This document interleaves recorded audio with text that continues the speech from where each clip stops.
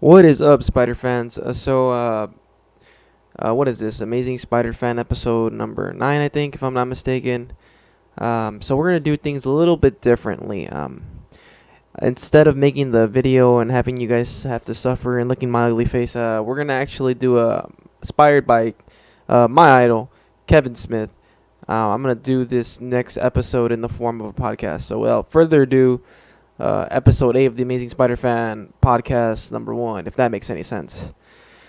So anyway, I recently found out that Justin Bieber on his Instagram, that douchebag, he posted a picture of himself with a script of the new Superman Batman movie that's gonna come out in 2015 with his last name written across the script.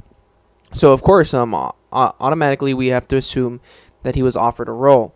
And according to rumors online, that he has been offered to play the Boy Wonder. And yeah, I mean, it was one thing when they brought in Ben Affleck. I mean, I don't really mind Ben Affleck. Ben Affleck, he's an actor. He's got his chops. I think he can do it, man. He can do it. He's got Daredevil out of his system, and you know he's always challenging himself. So I have faith in Affleck. But I mean, Justin Bieber, come on, man. Like, I mean, I know that Justin Timberlake, he wanted to play a Riddler, but I mean, honestly, the thing is, a performer's a performer, right? And the reason why they usually transition into acting is because in depth it's just all art, it's all art. But just because you're good at one trade of art, one section of art, doesn't mean that it's easily going to translate into other mediums, An example would probably be maybe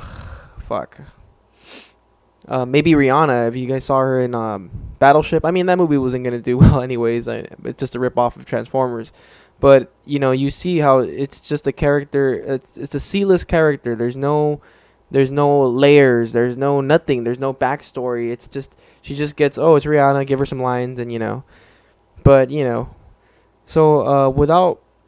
so I was thinking in this episode we're gonna talk about a very lovable character, the sidekick of the Batman himself, Robin. And for you non-comic book readers, there's been many incarnations of the character Robin. So when I say Robin, I mean I can be referring to at least 6 characters. So we're gonna go through the list. I'll describe some, maybe where they first made their appearance and what they're known for. So the first Robin, the first guy to put on the bright green, yellow, red suit, the first Robin, his name is Dick Grayson. That's the one everyone's probably familiar with. Dick Grayson, he was also an orphan, and Batman, Bruce Wayne, actually adopted him, carried him through his wing, and trained him to be the Boy Wonder that we know and love today. I believe he came in the 1940s, and he was Robin from about 1940 to 1969. He eventually goes to Hudson University. He actually attends college. He moves away from the Batman. He has some time in the new Teen Titans, but he eventually becomes Nightwing. So he separates from Bruce Wayne a little bit, becomes Nightwing, his own superhero, and he's preceded by Jason Todd. Okay, so Jason Todd, I believe he first appeared in Batman number 357 that was printed in 1983. If I'm not mistaken, Killer Croc killed his parents. This is the character that actually is killed in the storyline 8 Death in the Family. He's kidnapped by the Joker, and he's beaten senseless until he just dies. And there's an issue. I mean, the art cover, it just holds Batman holding him, sad, and this really tore him up.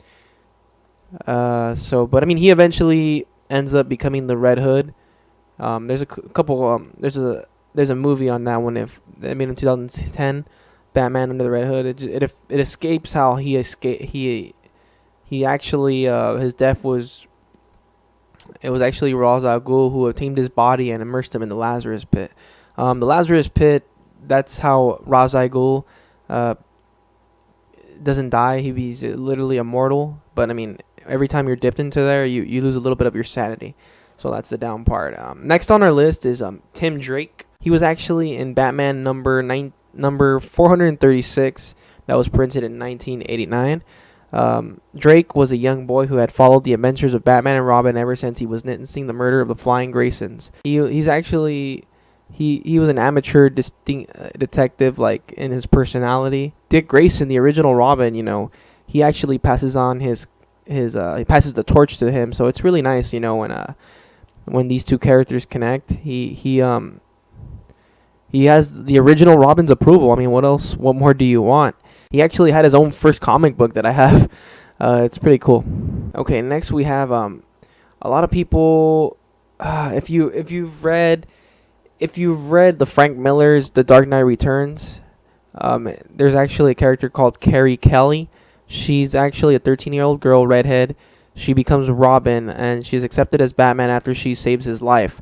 Under the previous Robins, Carrie is not an orphan, but she appears to be rather neglectful parents who were never actually depicted. So she becomes she buys a Robin outfit, and she decides to help the Dark Knight. And then we have Stephanie Brown. Stephanie Brown is actually Tim Drake's, the third Robin's girlfriend, and she puts on the costume. She volunteers to be Robin upon Tim's resignation. So he does resign for a little bit. But Batman later fires her because she's a little bit reckless. She didn't really pay attention to him. She eventually ends up being killed by the crime boss Black Mask. During the New 52 DC universe, they actually bring her back, and I think she's Batgirl at this moment. And then finally we have Damian Wayne. Damian Wayne is the child of Bruce Wayne and Talia al Ghul. Thus, he's the grandson of terrorist Ra's al Ghul. Batman was unaware of his son's existence for years until Talia left Damian in his care. Damian is a violent and lacking in discipline and morality, and was trained by the League of Assassins. He learned killing at a young age. Batman saved him from the fate to force Ra's al Ghul inhabit his own son's body. Damian is affectionate to his father. After a fight he actually fights with Nightwing and Todd, and eventually they shoot Damian in the chest. In the final issue of the series, Alfred makes Damian Robin. And as the New 52, Damian continues to work with his father, but temporarily gave up being Robin as his mother put a price on his head, and went under an identity of Redbird. Damian met his end at the hands of the Heretic, an aged clone of Damian working for the Leviathan, bravely giving up his life. So he's actually killed, and yeah. So there's basically like 6. People recognize 5 because of course in the Dark Knight, Frank Miller's Dark Knight Returns, Carrie Kelly, it's like in the future. It's weird. It's like it takes place in the 70s, but if you look at it and you try to fit in the continuity of the DC universe, it's kind of like a side story. It's not really in the main continuity. It's like it's a mini series, if you will. So the Robins that have existed is Dick Grayson, who eventually becomes Nightwing, Jason Todd, who becomes the Red Hood, Tim Drake, who becomes Red Robin, Stephanie Brown, who eventually is killed and comes back as in the New 52 as Batgirl, and Damian Wayne, who's currently Robin but dies, but he has a clone out there, and I don't know what are they gonna do with that. So other people might be asking, so what about what is it, Tim Blake or something like that? John Blake in the Dark Knight Nolanverse? Well, like I said, that's a different universe. It's Nolan. It's a more realistic take. And the beginning of Batman Begins, I believe in an interview, or when they asked why didn't he include Robin in the series, Nolan's response was it's just a realistic take on Batman. So in a realistic world, a grown man would not take a child, or a teenager for that matter, to a crime scene or fighting crime, because it would just put him at risk, and no grown adult would do that. So that's why he mentioned in the beginning that there would not be a Robin. Of course, he kind of contradicted himself on the third film, because he actually did add a Robin, at least an interpretation of him. I felt kind of cheated, because like when they at the end, spoilers if you haven't seen the movie, but I mean, come on, who hasn't seen it? The girl asked him, well, you should use your legal name. I like that name, Robin. Everyone in the theater was like, oh my god, that's Robin, I knew it. And I was looking at him like, there is no Robin name John Blake in the whole DC universe. So I'm like, is he just a kid named Robin? And of course, the way Nolan directs his movies, it's like it's open to interpretation. So the way I interpret it is he becomes the new Batman. He takes off the new mantle to become Batman. He's not, his name happens to be Robin, but he's the new Batman in line.